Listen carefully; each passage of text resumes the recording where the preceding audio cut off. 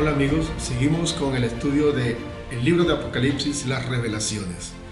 Hoy estamos iniciando el capítulo número 2 y vamos a estar viendo en los mensajes a la iglesia, a las 7 iglesias, pero vamos a ir uno por uno. Así que en este estudio vamos a estar hablando solamente de una sola iglesia. Pero antes de entrar en el capítulo 2 necesitamos recordar un par de cosas del capítulo anterior. Juan tuvo una visión muy particular de Jesús, la cual, entre otras cosas, estaba en medio de 7 candelabros y tenía en su mano derecha 7 estrellas.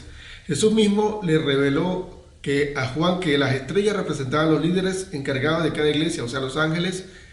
El ángel de cada iglesia era el líder espiritual de cada iglesia, o como el pastor, y los candelabros representaban a las iglesias.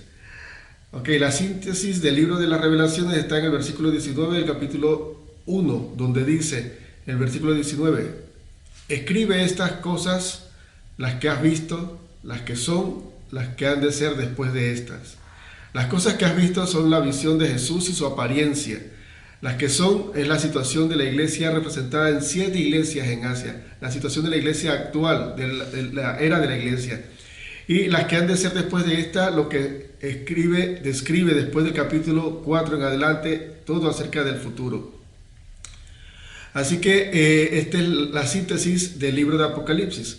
Ya hemos visto la apariencia de Jesús, que ya tiene un nombre, sobre todo nombre, que está por regresar por la iglesia sin manchas ni arrugas, que es el Todopoderoso, que ante él se dobla toda rodilla, que viene con justicia. No es el Cordero manso que vino al principio para ser sacrificado por nuestros pecados. Ahora viene Él para hacer justicia y cerrar el capítulo de nuestra existencia. Empecemos pues entonces a ver la radiografía de nuestro cristianismo y nuestra vida de fe reflejada en cada uno de los mensajes a las iglesias. Así es como empezamos aquí en el capítulo 2 de Apocalipsis, el versículo 1 al 7. Es el mensaje a la iglesia de Éfeso. En el verso 1, el mensaje es al mensajero de la iglesia, a quien lidera e imparte la doctrina en la iglesia, al responsable de la grey. Dice el versículo 1, escribe al ángel de la iglesia que está en Éfeso. Eso te dice el Señor, el que tiene las 7 estrellas, yo conozco tus obras. Entonces, eso es un mensaje singular, un mensaje totalmente personal a la persona o a, valga la redundancia, que está liderando la iglesia de Éfeso, o la iglesia que representa a Éfeso en este aspecto. Entonces, este es un tipo de iglesia, no necesariamente la iglesia específica, aunque se trata de extraer de lo que sucedía en la iglesia específicamente para poder darnos a nosotros una muestra de nuestra condición como iglesia en algunos periodos de nuestra vida. Entonces, algo muy importante que yo quiero recalcar en esta parte es que en el versículo 1 dice, Jesús mismo se identifica en este caso como quien está en medio de la iglesia y quien tiene a los líderes o pastores o ángel en su mano y controla a quien quiere salir de control. O sea, este era un llamado de atención directamente al ángel de la iglesia. Este era un llamado de atención directamente al pastor, al líder, al que estaba impartiendo la doctrina en la iglesia, en este caso Éfeso, o en la iglesia, vamos a ponerla hoy día. A los líderes que están impartiendo la enseñanza, ese es un llamado fuerte de atención de parte de Jesucristo, el Señor de señores y Rey de reyes. Recuerden, así se presentó en el capítulo 1, como el Todopoderoso, no como el manso Cordero, para hablarle a las iglesias. Entonces, el versículo 2 dice algo muy interesante. Dice, conozco tu obra, tu arduo trabajo, tu perseverancia, sé que no puedes soportar a los malvados y que has puesto a prueba a los que dicen ser apóstoles, pero no lo son. Y has descubierto que son falsos. Has perseverado y sufrido por mi nombre sin desanimarte. Este es un elogio muy bien recibido por todos los que estamos sirviendo al Señor y que quisiéramos que Dios nos reconociera eso. O sea, yo conozco tus obras. Vamos a detenernos en esta primera parte. Dios dice en Salmo 139 que Él nos ha conocido de lejos, nuestro sentar, nuestro levantar, nuestra salida, nuestras entradas. Antes de que naciésemos nosotros, Él nos conocía. Cuando éramos aún embrión en el vientre de nuestra madre, sus ojos nos vieron y pusieron en un libro todas las cosas que Él haría con nosotros. Él nos conoce por completo, sabe lo que hacemos, sabe lo que pensamos y sabe la intención con la cual nosotros hablamos o hacemos algo. Entonces, esto lo quería aclarar para que el ángel de la iglesia supiera que Dios reconoce, o Jesucristo en este caso, reconoce el trabajo y la labor que está haciendo. ¿Cuál es el trabajo? ¿Cuál es la labor? Vamos a ver. El ángel de la iglesia hacía que la iglesia fuese una iglesia pujante, de fe y constante y firme. Dice, y vamos a ponerlo aquí, en la descripción que acabamos de leer en los versículos 2 y 3, ahí vemos una iglesia que trabaja duro. Vemos una iglesia que persevera, que no se rinde porque tiene paciencia. Una iglesia justa y de frente contra la injusticia. Una iglesia con conocimiento que no se deja engañar por apóstoles falsos. Y repite la cualidad de perseverancia y agrega algo extra, y que has sufrido. O sea, que la perseverancia ha sido con sufrimiento, pero persevera. Son cualidades muy hermosas, muy deseadas por aquellos que servimos al Señor, que cuando lo hacemos y ponemos en práctica todo nuestro empeño para hacer el trabajo, nos gusta que lo reconozcan. Nos gusta eso en todos los aspectos, en el aspecto laboral, en el aspecto emocional dentro de la familia. Cuando uno hace cosas para agradar a su mujer, como hombre, lo puedo decir, le gusta a uno que la mujer lo reconozca.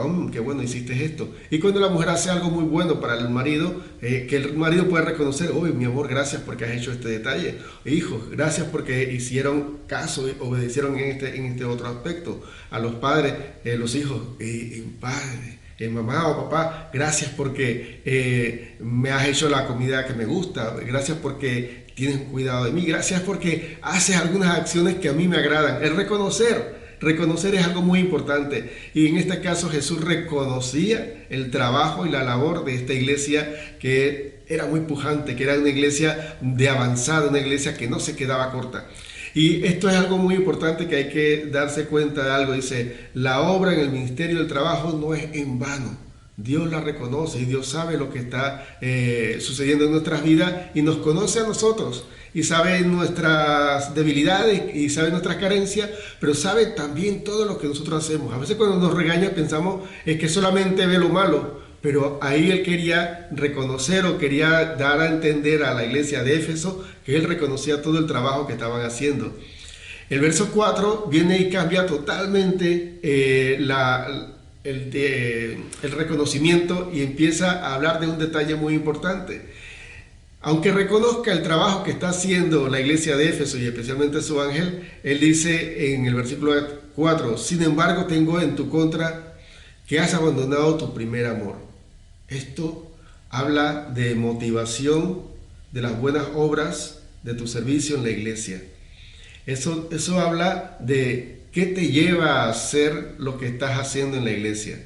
Estás en la iglesia, estás sirviendo, estás colaborando con algún ministerio, estás apoyando al pastor, a la pastora en alguna de las actividades, estás asistiendo. O sea, todo lo que estás haciendo, la motivación es lo más importante. Recuerden que Dios le dijo a Samuel cuando iba a ungir a David como rey, y veía a los hermanos, Dios le dijo, mira, no mires su apariencia ni su aspecto, porque yo desecho eso. Yo miro el corazón. Y en esto nosotros tenemos que recordar siempre que Jesús y Dios mira el corazón, siempre la intención, la motivación por la cual nosotros hacemos cada una de las cosas, porque trabajamos duro, porque perseveramos, porque vamos de frente contra la injusticia, porque no nos dejamos engañar por los falsos apóstoles, y porque sufrimos incluso en medio de la perseverancia. Pero todo esto tiene que ir acompañado de la motivación correcta. Todo esto tiene que ir acompañado del verdadero amor por Dios y no por algo extra. Nosotros tenemos que examinarnos, porque era un mensaje de introspección que motivaba el Señor a la iglesia, un mensaje que llevaba a que reflexionara internamente: ¿por qué estoy haciendo esto? Porque el primer amor no se trata de algo cronológico, se trata de algo prioritario. Explico esto. Mucha gente, desde que yo me convertí en 1982, he escuchado que dicen a las personas cuando están con mucho ánimo y deseo trabajar en el Señor, dicen: es que Él está en el primer amor. Y lo triste es que algunas personas lo digan algo así como de consuelo, de decir: es que el hermanito está en el primer amor, ya deja que se le pase, va a quedar normal. Y lo normal debería ser tener el primer amor en su lugar. El Señor Jesús sea el que está en primer lugar en nuestras vidas. No que eso se pase y que se vuelva rutinario, que eso es lo que vamos a ver un poco más adelante. Se trata es que nuestra vida sea constante con la motivación correcta siempre. Dejar el primer amor es abandonar la motivación principal por la cual hacemos lo que hacemos, inclusive las cosas para Dios. Nosotros tenemos la tendencia al egoísmo y nosotros tenemos que tener mucho cuidado cuando estamos haciendo un servicio, por decir un ejemplo, los servicios evidentes en la iglesia que están en altar, que sea para glorificar al Señor, pero de verdad, de corazón, no nada más de boca. Y es saber que nosotros estamos de pie en el altar única y exclusivamente para ministrar a Dios y que a Dios sea la gloria. No para que me vean, no para que la gente tenga una buena impresión de mí, no para que tenga una buena opinión de mí. A veces la gente tiene complejos de inferioridades y entonces busca ministerios muy evidentes para buscar un lugar en la sociedad, y en eso juega con el orden de prioridades de las motivaciones del servicio. Y hay que tener mucho cuidado en esta parte. Yo discrepo con algunos estudios bíblicos o algunos pastores, maestros, que han hablado de que la iglesia de Éfeso era la iglesia fría. En cierto punto, sí, en el aspecto de la motivación y del amor a Dios. Pero para mí, el punto de Jesús al llamarle la atención a la iglesia de Éfeso tenía que ver con que todo lo que estás haciendo está bien, pero necesitas no perder la motivación. Necesitas mantenerte motivado con la motivación correcta.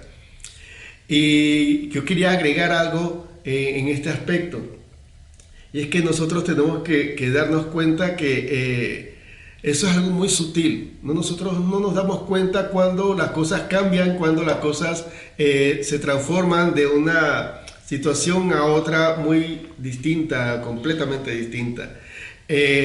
35 años aproximadamente antes de la carta esta de Apocalipsis, Pablo escribió una carta a los de Éfeso, es la epístola a los Efesios del apóstol Pablo, y hay algo muy interesante en el capítulo 3, a ver, creo que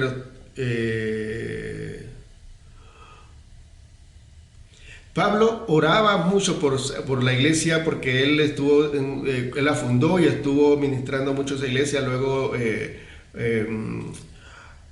otros estuvieron pastoreando la iglesia, pero Pablo tenía un interés especial, tenía una buena relación con los de Éfeso, y estos efesios tenían algo muy interesante. Él se asombraba de la fe y del trabajo, igual como dice el Señor Jesús en el mensaje a la iglesia de Éfeso.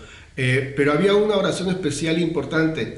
En el capítulo 3 de la epístola a los Efesios, el versículo, desde el versículo 14, habla, el apóstol Pablo dice: por esta causa doblo mis rodillas ante el Padre de nuestro Señor Jesucristo, de quien toma nombre toda familia de los cielos y en la tierra, para que os dé conforme a las riquezas de su gloria al ser fortalecidos con poder en el hombre interior por su espíritu, para que habite Cristo por la fe en vuestros corazones, a fin de que, arraigados y cimentados en amor, versículo 18, seáis plenamente capaces de comprender con todos los santos cuál sea la anchura, la longitud, la profundidad y la altura, y de conocer el amor de Cristo que excede todo conocimiento, para que seáis llenos de toda la plenitud de Dios.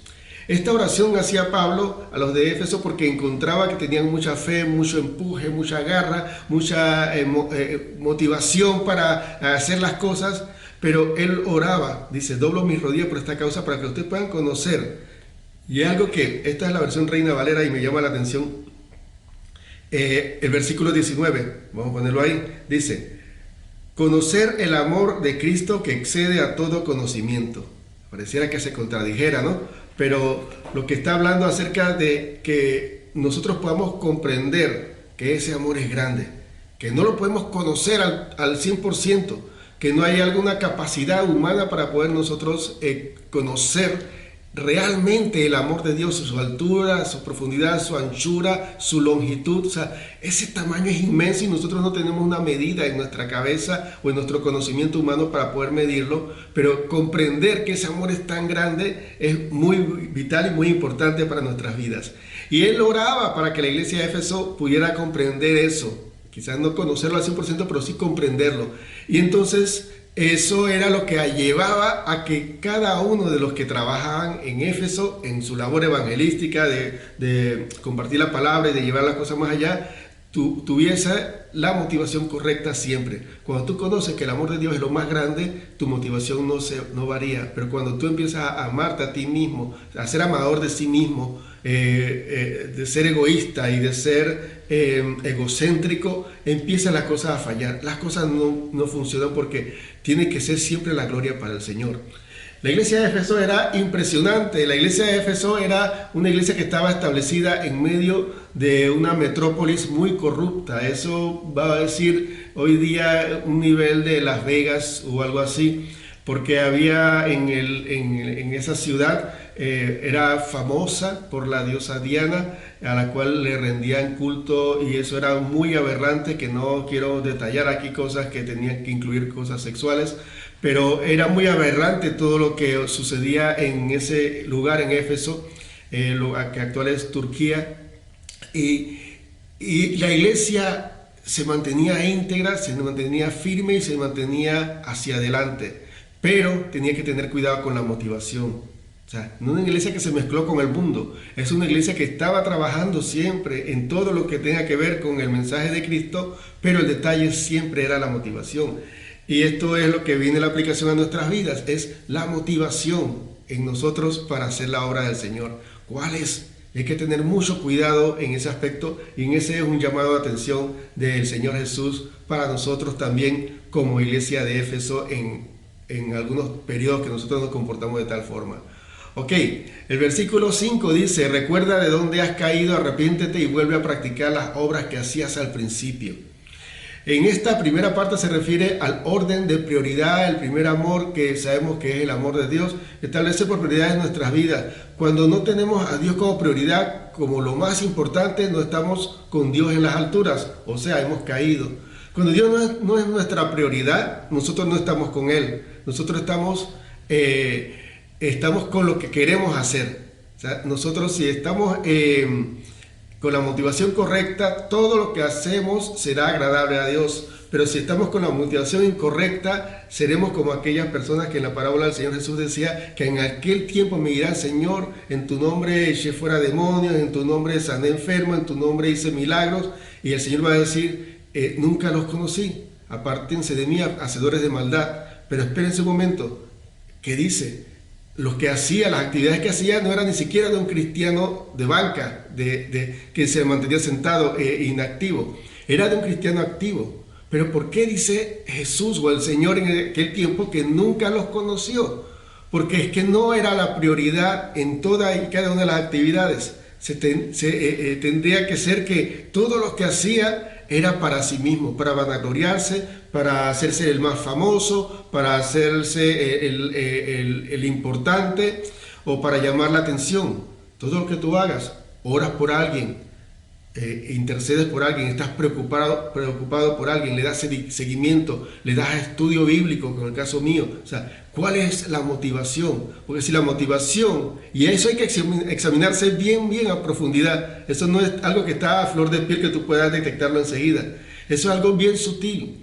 Que eso sea para glorificar al Señor, y eso te vas a dar cuenta cuando las cosas no suceden o no resultan como tú quieres y tú las fuerzas, entonces tú estás trabajando para ti mismo. Pero cuando las cosas no suceden como tú quieres y tú te entregas a la voluntad del Señor y que se haga la voluntad del Señor como Él quiera, entonces tú estás buscando agradar a Dios. Eso es como un pequeño tips, pero hay mucho más allá en todo esto. La motivación es lo más importante que se está destacando aquí en el mensaje a la iglesia en Éfeso, que tenemos que tener la motivación correcta. El siguiente: si no te arrepientes, iré y quitaré de su lugar tu candelabro. Esta segunda parte, al hablar del candelabro, recuerden que se trataba de la iglesia. Es importante mantenerse con la motivación correcta y las prioridades en orden para no perder la posición hasta la que hemos llegado. Ok, aunque si este mensaje estaba encargado directamente para el ángel de la iglesia en Éfeso, también aplica a todo y cada uno de los miembros de la iglesia que estamos activos y que estamos trabajando de alguna u otra forma en el ministerio.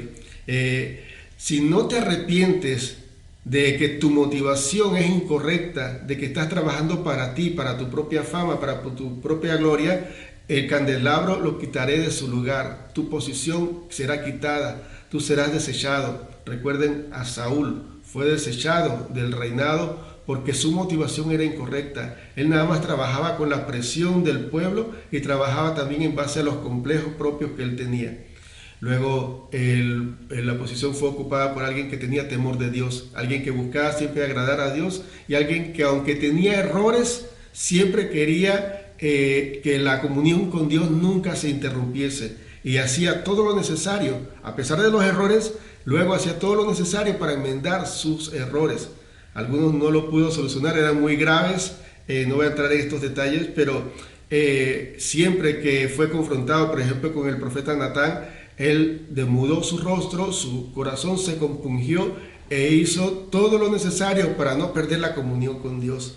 Y eso es la parte importante que nosotros tenemos que tener en el trabajo del ministerio, en la obra del Señor. Es saber que nosotros estamos trabajando para el Señor, no para nosotros mismos. Y hay que tener algo muy en cuenta y que tener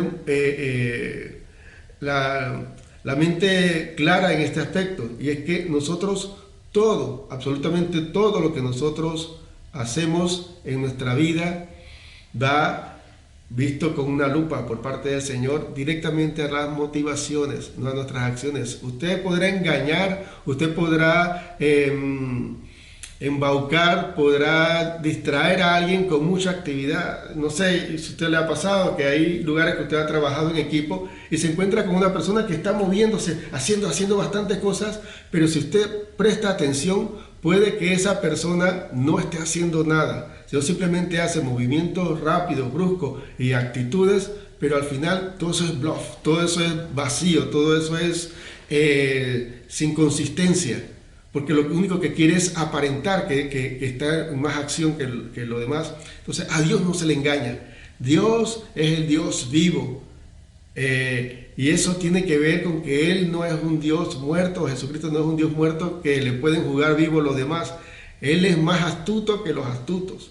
Y Él dice que Él prende a los astutos en su astucia. O sea, lo que tú quieras hacer para engañar al Señor, haciendo cosas y así, y teniendo elocuencia en tu voz y hablando con versículos y todo, a Dios no le engaña. Si tú estás motivando a alguien, estás llevándole y dándole seguimiento, pero tu motivación es incorrecta, es para ti, porque quieres una posición, porque quieres que Dios te ponga en un cargo, a Dios no le engaña. Dios pone la posición en base al corazón dispuesto a servir, no en base a que esté queriendo llegar allá arriba. Esto no es una empresa, este es el reino de los cielos. Dice el versículo 6, pero tienes a tu favor que aborreces las prácticas de los nicolaitas, las cuales yo también aborrezco. Van a haber dos partes donde usted va a encontrar en Apocalipsis, más adelante vamos a verlo nuevamente, a los nicolaitas. ¿Quiénes son los nicolaitas? Los nicolaitas vienen de una división de palabras, porque la etimología de la frase esta, o sea, el significado real de ella, está dividido en dos partes de palabras griegas. Nicolao, que tiene que ver con gobernar, sojuzgar o vencer o señorear. Y laitas tiene que ver con laicos, con el pueblo, el resto del pueblo en general. Entonces, ¿Cuáles son las prácticas de los nicolaitas? Y más adelante habla de la doctrina. ¿Cuál es la práctica de los nicolaitas? Es gobernar sobre el pueblo.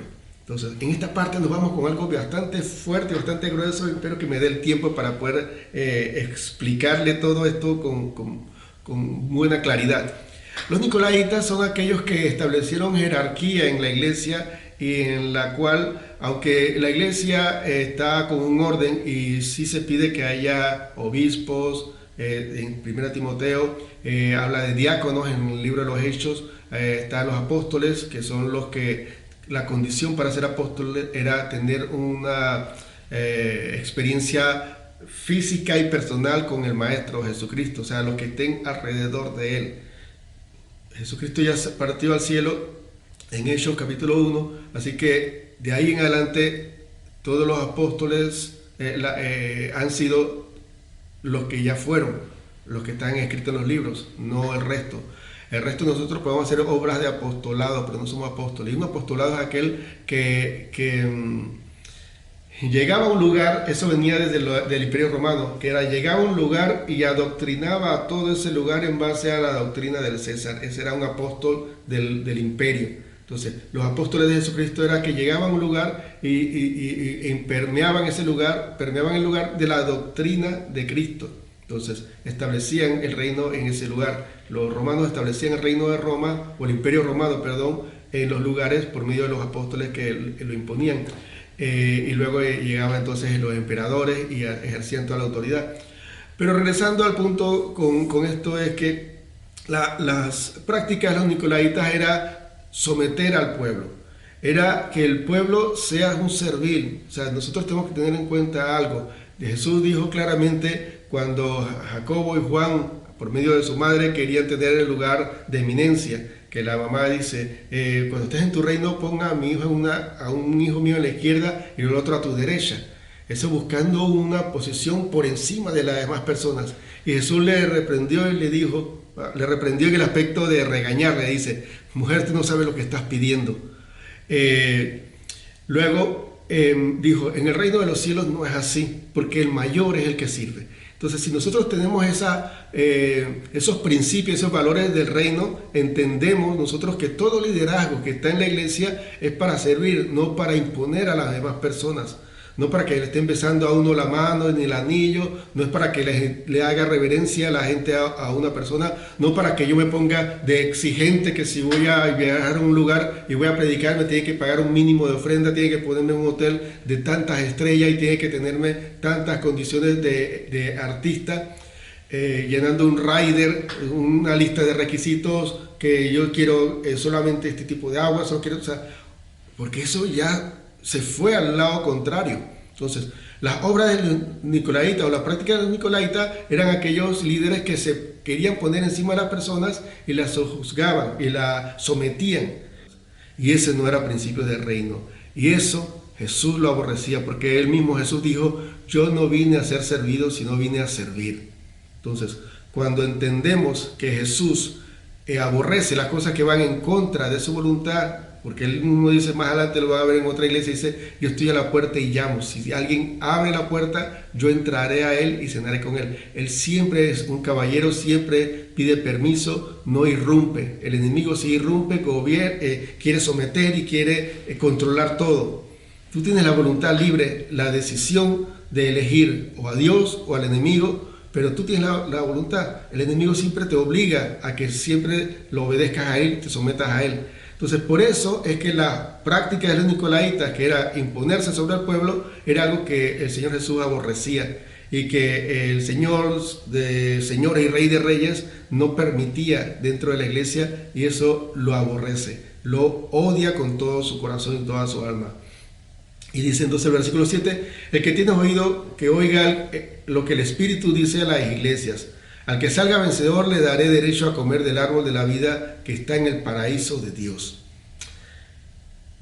Dios promete, en este caso el Señor Jesucristo promete, hablándole a la iglesia, que venzan ese egoísmo, que venzan ese tipo de actitud sin motivación correcta, la motivación solamente de yo señorearme sobre las personas, de yo destacar, de yo ser el más importante, de robarme la gloria de Dios, robarme la gloria de Dios, perdón. Quiere que uno se arrepienta y que uno pueda vencer esas actitudes, esas prácticas de los nicolaitas de estar por encima de las personas, sometiendo a las personas y controlando a las personas. En esta parte uno tiene que tener mucho cuidado porque eso se ha filtrado mucho en las iglesias y nosotros tenemos que ser personas que velen mucho por ello y que nuestra iglesia no llegue a ser una iglesia como la de Éfeso. Hoy mi actitud no llega a ser tampoco una actitud como la de Éfeso. Cuando estoy en una posición de liderazgo, estar por encima de las personas sin servirles. Y cuando estoy haciendo un trabajo para el Señor, tener la motivación incorrecta que no lleve la gloria a Dios. Eso es algo muy sutil y hay que ver y hay que tener mucho cuidado. Porque cuando tú logras vencer eso y logras servir al Señor con toda motivación correcta para servirle a Él y para que la gloria sea de Él, y cuando tú logras también que en una posición de altura por encima de las demás personas, no abusas de las personas, no las manipulas a tu preferencia y a tu antojo, entonces tú vas a poder tener parte en el paraíso y vas a tener el acceso a lo que Adán y Eva no tuvieron acceso por el pecado, y era el árbol de la vida. Eso más adelante, entonces, o en el estudio cuando lo desglosemos y cuando hablemos un poco más de eso, lo ampliamos un poco más. Pero la carta a la iglesia de Éfeso es con nosotros, es para que verifiquemos nosotros nuestras motivaciones y nuestra actitud. Nuestras motivaciones al servir y nuestra actitud cuando tenemos un cargo alto en el servicio al Señor. Bueno, y en todos los aspectos también. En el trabajo tampoco puede estar abusando de las personas. Esto es el estudio entonces de Éfeso. Nos fuimos un poquito más de los 30 minutos, pero sabemos que es para la edificación de cada uno de nosotros y eso en lo personal no nos afecta si nos vamos un par de minutos más porque la enseñanza es tremenda y es muy especial de parte de Dios lo que está hablando en nuestras vidas a través de este gran libro. Las revelaciones. En entonces el capítulo 2, punto A, porque cada iglesia va a tener A, B, C, vamos a irnos ahí. Vamos entonces a cerrar en este punto. Esperando que usted reflexione sobre ello y que cuando tenga sus preguntas las anote y me las pase o las escribe aquí mismo abajo en los comentarios de YouTube o los que tienen mi WhatsApp, y entonces intercambiamos opiniones y aclaramos algunos conceptos que quedan por aclarar. Que Dios les bendiga mucho y que este tema sea especialmente de reflexión para nuestras vidas. Bendiciones.